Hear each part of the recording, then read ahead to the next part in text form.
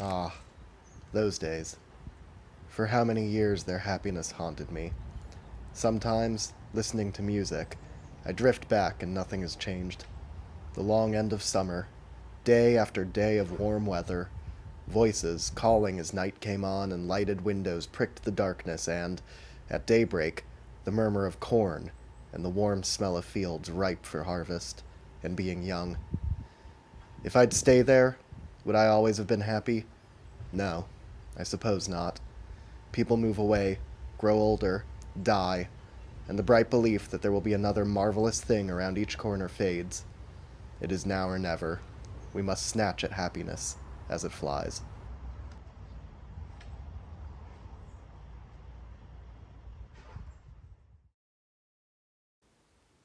It takes a lot to make me cry. It doesn't happen very often.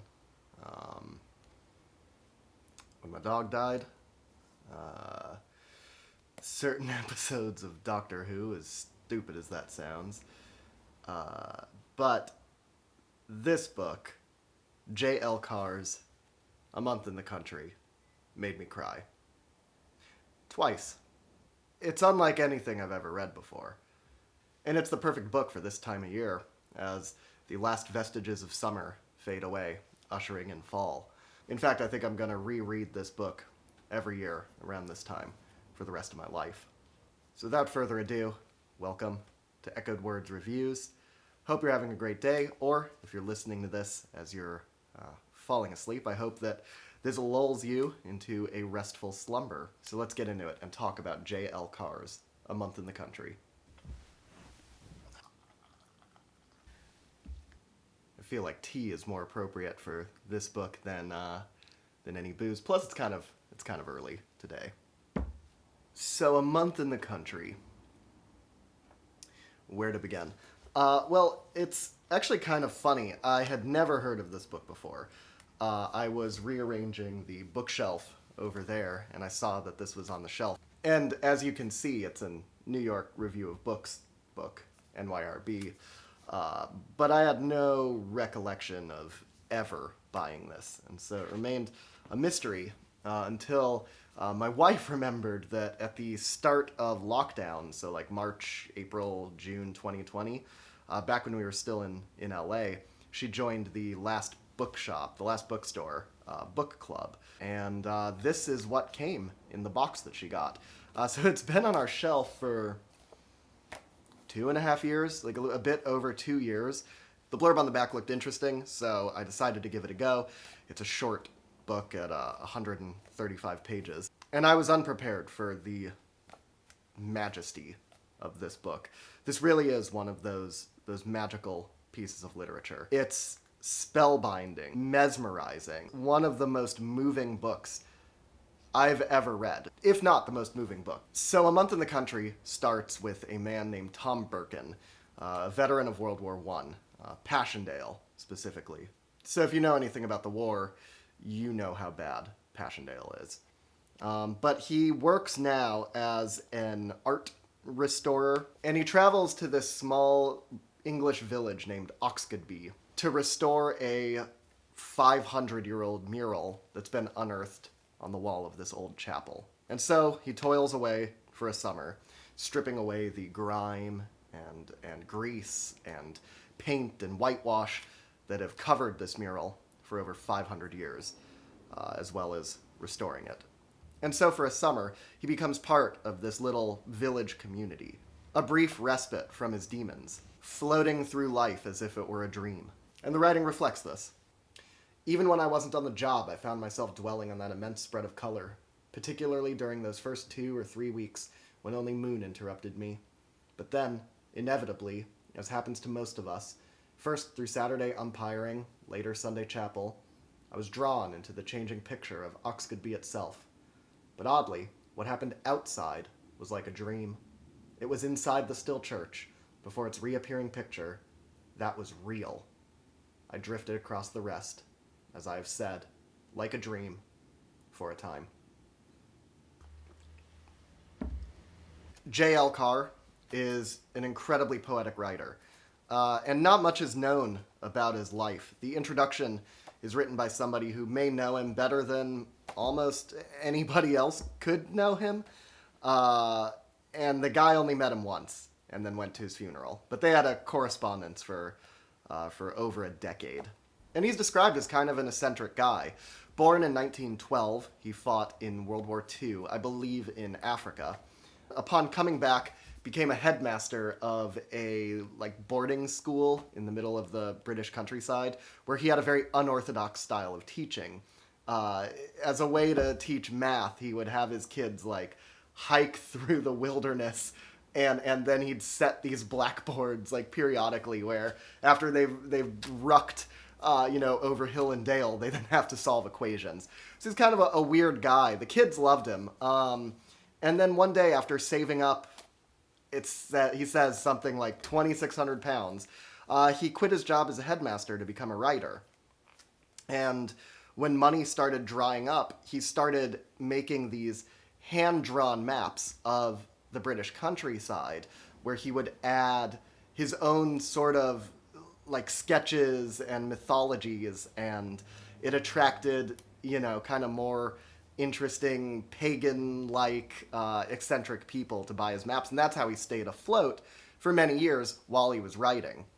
A Month in the Country, though it seems like something that would have been written in the 1930s and is itself set in the 1920s, wasn't published until 1980. It's one of J.L. Carr's last books, if not his last. So the story revolves around this guy, Tom Birkin, who is incredibly damaged. Not just from the war, which he describes as his own personal hell, but also because he has marital problems with his wife, who's a serial adulterer. She runs off with other guys and then comes back after a period of time, and for some reason, Tom stays with her through it all. And even he's not sure why. When he first arrives at Oxgoodby, he's almost a little bit bitter, and he almost is a little judgmental, and he doesn't care much for other people. And honestly, why would he? After the horrors that he saw at Passchendaele, how could you have a positive outlook on the rest of humanity? Something that I was not expecting when I first started reading this book is how funny it is. This is a funnier passage, one of the more bitter ones, when Tom comes in a little bit more cynical than he leaves. I never exchanged a word with the Colonel. He has no significance at all in what happened during my stay in Oxgoodby. As far as I'm concerned, he might just as well have gone round the corner and died. But that goes for most of us, doesn't it? We look blankly at each other. Here I am, here you are. What are we doing here? What do you suppose it's all about? Let's dream on. Yes, that's my dad and mom over there on the piano top. My eldest boy is on the mantelpiece. That cushion was embroidered by my cousin Sarah only a month before she passed on. I go to work at 8 and come home at 5:30. When I retire, they'll give me a clock with my name engraved on the back. Now, you know all about me. Go away. I've forgotten you already. And that type of vitriol was unexpected, because the novel is very cozy, right, on the surface. It's set in an idyllic, bucolic landscape, the British countryside in the last month of summer. And yet Tom is quite bitter from the get-go. And he also has other weird quirks, which I guess is something that J.L. Carr does in all of his books, but he has a facial twitch and a stutter, which give him away when he's trying to lie to people and they're annoying him or saying something triggering to him, is that he has this twitch on the right side of his face that he can't control, and it kind of is off-putting. But he also uses it to his advantage. When he's put on the spot and needs to think fast, he admits to relying on his stutter to give him more time to formulate a thought. Another major theme is Tom, but it may as well be J.L. Carr's struggle at reconciling the past that he knows and the modern world with modern sensibilities. In the beginning, there's a fun little throwaway sentence where Tom shows up at the chapel and he sees this cat that is sort of a recurring character. This cat that just sits on the windowsills and leers at him. But he sees this cat and he says that nowadays this chapel would be a protected wildlife sanctuary and you wouldn't be able to go in and muck about. And that kind of permeates this whole book, is Tom trying to come to terms with a changing world and being an outsider, not just because the world is moving so fast, but because he himself is so different from the average person because of what he has seen. And Tom is desperately looking for a way to escape his demons. About this job that he takes, he says, afterwards, maybe I won't be a casualty anymore. And there's a couple other characters that have been through similar things. Over the course of the book, he makes friends with another veteran, a man named Moon, who's an archaeologist doing a dig. He's been tasked with unearthing somebody's ancestor, a heretic ancestor that was buried right outside the chapel grounds, as well as another man that Tom meets completely by happenstance, who knows him from their time in the war. Like I said earlier, I think this is the perfect book to read towards the end of summer, because I've never read such captivating descriptions, that feeling of melancholy that comes with the changing of the season. And Carr writes just so beautifully. There was so much time that marvelous summer. Day after day, the mist rose from the meadow as the sky lightened and the hedges, barns, and woods took shape, until at last the long curving back of the hills lifted away from the plain. It was a sort of stage magic. Now you don't see. Indeed, there is nothing to see. But now look. Day after day it was like that, and each morning I leaned on the yard gate dragging at my first fag, cigarette. And, I'd like to think, marveling at this splendid backcloth. But it can't have been so. I'm not the marveling kind. Or was I then? But one thing is sure. I had a feeling of immense content. And if I thought at all, it was that I'd like this to go on and on. No one going, no one coming. Autumn and winter always loitering around the corner. Summer's ripeness lasting forever. Nothing disturbing the even tenor of my way, as I think someone may have said before me.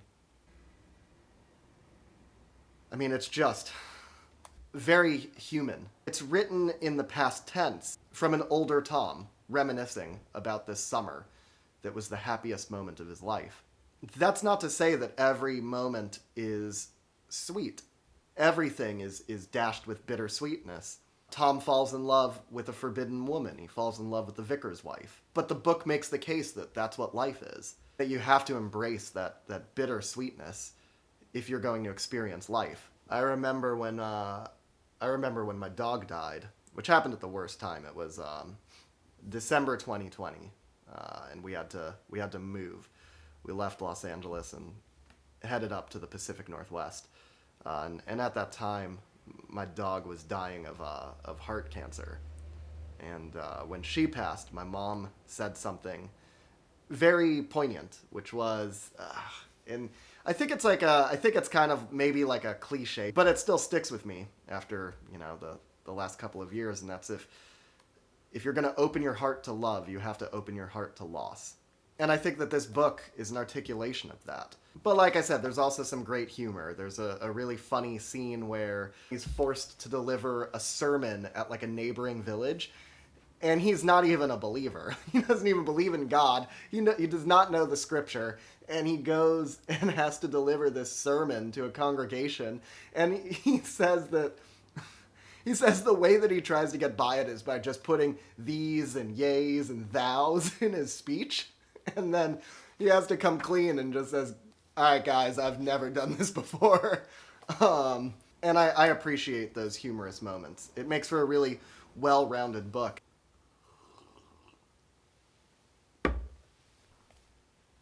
Tom reconnects with what it means to be human by inundating himself in this small village community, but also because as he works at uncovering this mural, he forms a connection with this artist. It's like a portal 500 years into the past. As he unearths more of the mural, he understands this person more and pieces together aspects of this person's life, aspects of his psyche. This is without a doubt one of the best books that I've ever read. I just still can't believe how good this book is. It is criminally underrated. Even when you search A Month in the Country, there's like 3 other books that are called A Month in the Country that aren't this one. I was recommending it to a friend, and he almost bought the wrong one. I was like, no, just get it from NYRB. This is one of those books that I would call a life-changing book. And that's not something I say lightly. I personally kind of hate when people call books life-changing, because it's like, what, you read a book, it makes you think about some things that you've never really thought before, and then for the 2 weeks you think about it a bit more, and then you forget it and you never think about it again. I find a lot of times when people talk about a life-changing book, that's what they're talking about.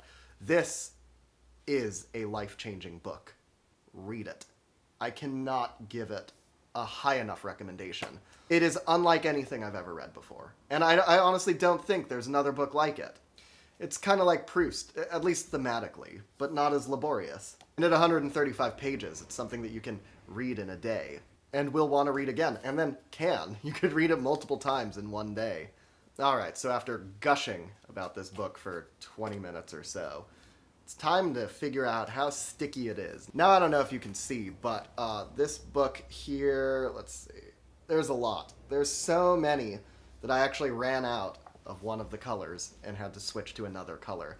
So, this is an incredibly sticky book. It comes in at 135 pages with 32 stickies. And this was me trying to, like, stop myself from stickying literally everything that stood out to me, because then it would have been just on every page. But that gives it a stickiness rating on the stickometer of 4.2. So this is currently the reigning champ of the stickiest book. We'll see how some of the others down the road stack up, but I have a feeling that this may be the one to beat for quite some time. So yeah, that's A Month in the Country. An absolute must-read. It'll make you laugh. It'll make you cry. It's the perfect note to end summer on, and it deserves much, much, much more attention than it currently gets. Well, thanks for watching this review. If you enjoyed it, or have actually read this book, leave a like, drop a comment. I especially want to hear if you've read this book. I would love to hear what your thoughts are, because I'd honestly, until a couple days ago, I'd never heard of this book before, and it just is now. It's up there at the top of my list. And if you didn't like this review, or don't like this book for whatever reason, leave a dislike and drop a comment below and let me know what I can do better in the future. Well, alright, as always, I hope you're having a great day, or I hope that this has lulled you into a deep, deep sleep. I'll catch you on the next one, which is going to be a little different. We're going to be switching it up for the month of October, so I'm looking forward to that. But in the meantime, stay safe and happy reading. Bye.